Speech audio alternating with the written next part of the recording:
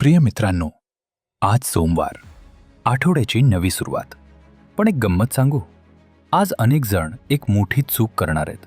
हातात गरम चहाचा कप आणि समोर दी हिंदू किंवा लोकसत्ता घेऊन बसणार आणि तिथेच हरवून जाणार.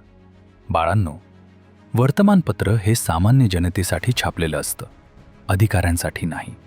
त्यातल्या 900% बातम्या या केवळ मसाला असतात. कुणी कोणावर टीका केली, कुठल्या पक्षानं काय म्हटलं, कुठल्या गावात चोरी झाली.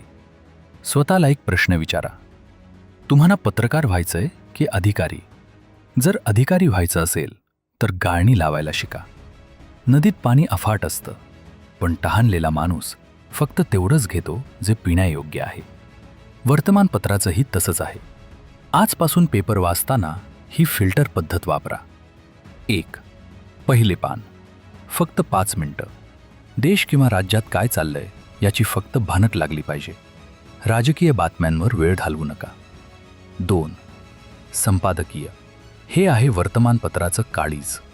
इथे वेळ द्या, पण इथेही लेखकाचं मत महत्त्वाचं नाही, तर त्यामागील तर्क महत्त्वाचा आहे. 3. वेळ. आपण ठरवलंय ना? स्लॉट 2. दुपारी. सकाळी आपली गोल्डन एनर्जी पेपर वाचण्यात वाया घालवायची नाही. दुपारच्या सुस्तीत पेपर वाचायचा. आणि सर्वात महत्त्वाचं, माणसं गोष्टी विसरतात, पण अनुभव लक्षात ठेवतात. बातम्या पाठ करू नका, त्या समजून घ्या. एका हत्येची बातमी ही फक्त बातमी असते, पण त्यामागचे सामाजिक कारण हा तुमचा अभ्यास असतो. दृष्टी बदला.